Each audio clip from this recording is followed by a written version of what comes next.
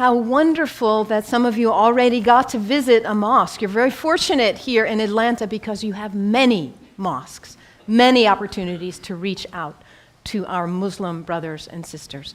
In the whole state of Vermont, where I hail from, we have one. So you have no reason to not visit. It's right around the corner from you. There are mosques everywhere. And it's important that we visit because Islam is the most misunderstood and the most maligned religion in the world today. We are being whipped up into fear of Muslims. And when we are afraid, we're stupid, actually. We're operating out of just that reptilian part of our brain. When we're afraid, we don't have access to our higher functionings, our whole self, the power of the knowledge in our hearts, our whole being. We're resigned to a small place of living. Ali, the son-in-law of the Prophet, says, people are afraid of what they don't understand. So my hope today is to share with you a little bit about what I love about Islam in order to invite you to a place of more understanding and less fear. Islam is very practical. If you are looking for insights about how to live a good life, how to be a good person, Islam has wonderful gems to offer to you. One of the things I love most about Islam is that it invites us to be concerned about what is the most important thing in life. To get our priorities straight. What is it for you?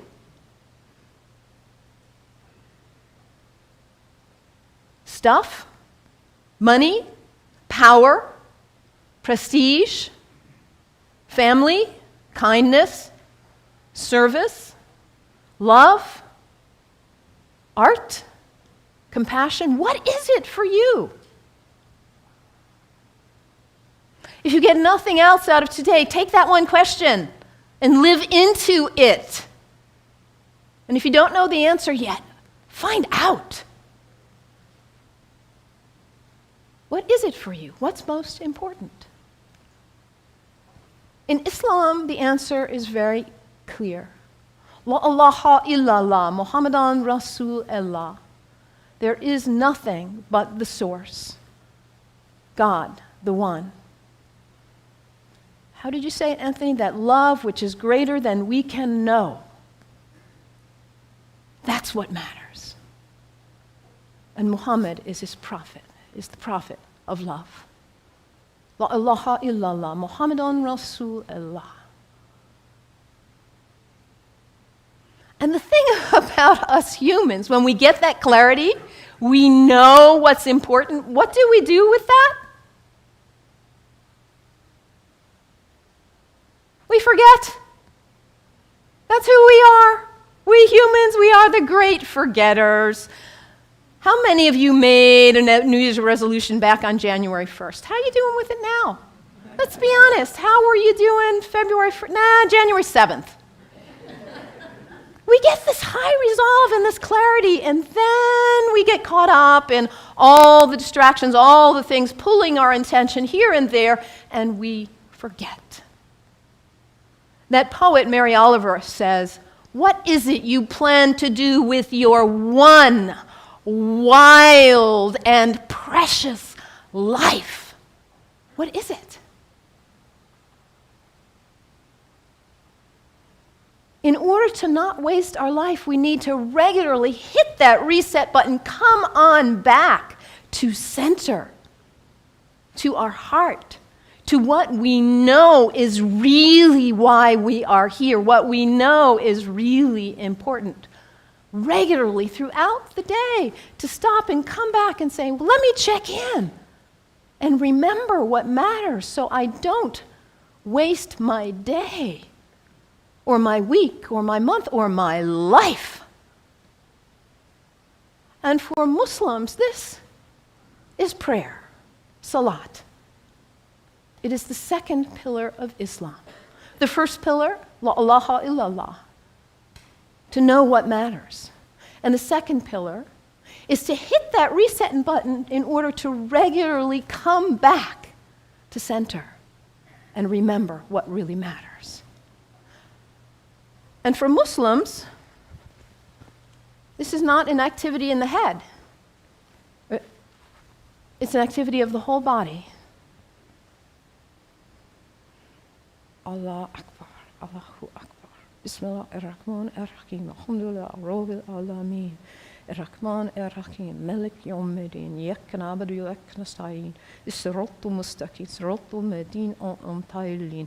Ghayril maghdubi waladdallin.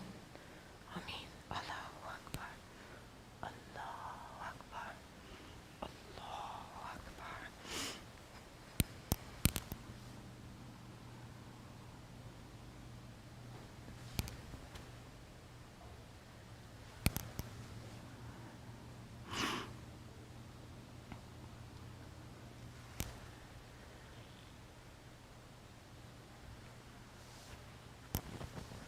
Can you imagine how limber you'd be if you did that 17 times a day? And it's done in the direction of Mecca, northeast, more or less. To hit that reset button in order to come back, to hear that voice still and small, like we just sang about, to come back to what matters. So practical, I love that, the second pillar of Islam. Islam also reminds us to always be concerned about those who are less well off than ourselves. Over and over in the Quran it says, be concerned about the widows and orphans. Be generous. I brought some soup as a symbol of generosity, giving, donating to food banks, giving to people who need food. I think about Muhammad almost like a social genius. He himself was an orphan. By the time he was 6 years old, he had already lost both his parents. He knew marginality. He knew it. And what happens when there is imbalance in a society where there are some who have a lot and some who don't have enough? What happens here? Those who don't have enough are suffering, aren't they? Out of their lack of nutrition, food, healthcare, hygiene, educational opportunities, they suffer. And in their suffering, they may experience illness. Their illness doesn't stay there, does it? It spreads to the rest of the people. And in their need, they may choose to engage in criminal activity just to try to put food on the table. And that destabilizes the whole society when you have some without and some with too much. And what about the people with too much? Greed is spiritual bankruptcy. We cannot know well-being in our hearts when we are surrounded with too much while others are suffering. It creates instability. And Muhammad, peace be upon him, he was a spiritual genius, saying, let's bring it back into balance. Let's give. Let's be generous. And this is the third pillar of Islam, zakat, generosity. I love that about Islam. And I love, too, that Islam invites us to take a break from our habits. We humans, we're habitual creatures. We just are. We do something once, we do it again, we just do. How many of you are sitting in the same seat you always sit in today? That's okay, nothing wrong with that. We're creatures of habit. And if the habit's the good one, like brushing your teeth, wonderful. It strengthens you. Your habits can raise you up to give you strength and clarity to live your life on purpose with integrity. Or your habits can pull you down.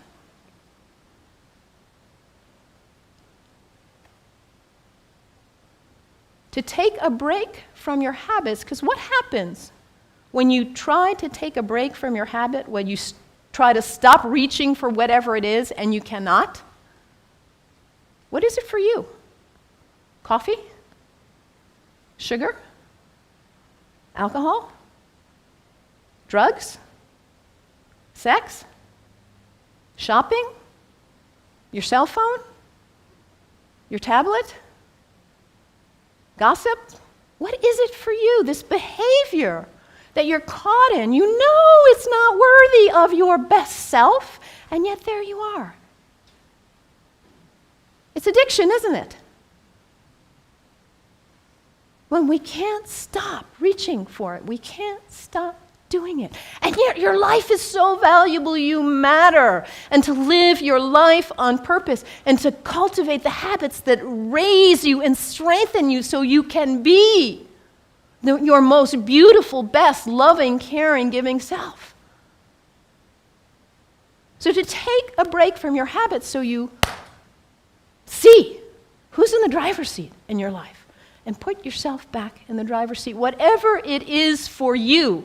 There are other people in this room who have also struggled with addiction in this way and who have overcome it. You can get help. You can do it. Your life matters. It's valuable. This is the next pillar of Islam, fasting. Fasting not just from food, but fasting from other activities and behaviors as well. And when we fast from food in particular, and it says over again and again in the Quran, fasting is good for you if you only knew. Because we put too much in our bodies, don't we? We stress them. We overeat and put junk. And we don't honor the beauty of ourselves. And also, when we fast, hunger is not a theory in the head, it's an experience in the body when we fast from food, that feeling. And then when you see somebody else on the street who is begging, it's not a theory. You feel empathy because you know what hunger feels like. It's harder to close your eyes and walk right on by. Muhammad, that spiritual social genius, to create harmony and stability in society. The fourth pillar of Islam, fasting, taking a break from your habits. So practical, I love it. And I also love about Islam that it encourages us to take a break from our location, to travel with intention, to recognize the power of space, the sacredness of space, and how the greats who have walked on this earth have blessed the earth with their presence, their breath, their thoughts, their actions. I know you are on the verge of a major decision about this sacred space for you. You have made this place sacred by your presence here. And as you perhaps choose to move on, you will perhaps make a new place sacred by your use and your love. The earth is sacred. Our places are sacred. And when we travel with intention, we are changed by it. This is the fifth pillar of Islam, pilgrimage. And for Muslims, the pilgrimage is to Mecca, which none of us will probably go there. But where is pilgrimage for you? My last name is Kennedy. My family is Irish. My parents have gone to Ireland. My mother says there are no words to express what it is like to walk in that place of our ancestors, of the great Celtic saints and sages. It may not be Ireland for you or Mecca, but where is it for you? Anybody been to Walden? The place where that great book was written? It's a place of pilgrimage for many of us. Anybody been to Transylvania? A place of pilgrimage for many of us. And what happens when we go? We leave our usual haunts. We travel with intention. We let ourselves be changed, be opened by new experiences, new interactions. And we come back and we are not the same. We look at our lives and we say, why was I doing that? I'm not going to waste my one wild and precious life on that. And we come back renewed. and with a new value, a new understanding of the sacredness of our location, the beauty of the earth. I love this about Islam. So practical. What's the one thing that matters in your life? Hit that reset button regularly so you come back to your purpose. And don't be self-centered. Be always concerned about others and their needs, those less well off especially. And recognize the sacredness of the temple of your body. Cultivate habits that are worthy of you, that lift you to the best of who you are. And recognize the sacredness of space and the gift of the ancestors, the sages, the saints, the prophets who have gone before us and held a beacon of example for us. Travel with intention. Let yourself be changed. The 5 pillars of Islam. What great practical advice for living your life on purpose. And yet, at the same time as all of what I've told you is true, the beauty of this great tradition, we are being whipped up into fear against Muslims and Islam. I have a dear friend, Rudy, who is a retired UU minister and a Sufi like myself. And about 7 years ago or so, he said to me, Melon, Rudy grew up in Austria under the rise of Hitler. He said, what I see going on in the world now in the United States reminds me of my childhood in Austria. And in that time, it was the Jews who were being maligned, and now it's the Muslims.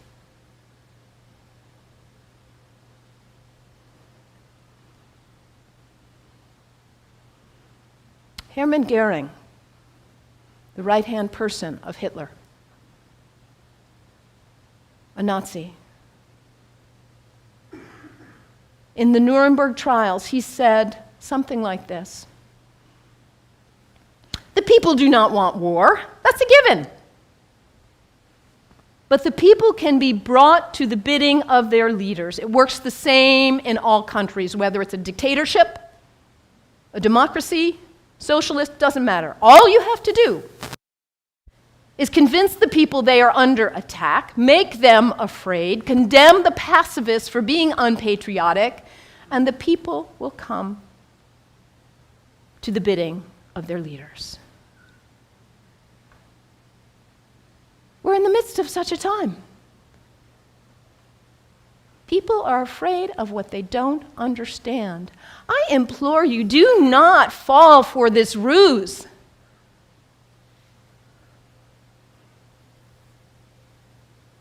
Because, as I said earlier, when we are afraid, we are stupid. We are relegated to a very small part of our mind. People who advocate violence are dangerous, whoever they are.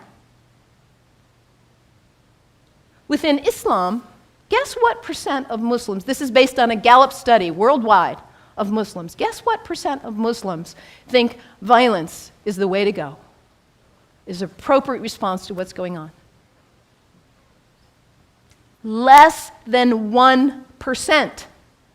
This is really accurate social science research. And this less than 1% of Muslims who advocate violence are getting 75% of the media coverage. This less than 1%, yes, they are dangerous. The fringe in any religion is dangerous, whether they are Christians or Jews or Sikhs, whoever. Folks who feel compelled to use violence. This minority in any religion is dangerous. When we hear about Christians, we know not to equate the minority who would bomb an abortion clinic with all of Christians. The same is true with Islam. This Less than 1% who would advocate violence, they do not speak for Islam. The people who speak for Islam are the people who are most concerned about living life on purpose. Not wasting your wild, precious life, but hitting that reset button, coming back to center, being concerned about justice and everyone's needs. The true Muslims are the people who recognize the temple of the Holy Spirit, which is our body, and cultivate life and living and habits that are beautiful and worthy. The true Muslims are the people who respect the earth and the prophets from all traditions. So I implore you, you've got Muslim neighbors all around, go visit, make friends. Do not let yourself fall into this trap of being afraid of what you do not know. And take the example from the great tradition of Islam and live your one wild and precious life on purpose. May it be so. May it be so. Blessed be. Amen.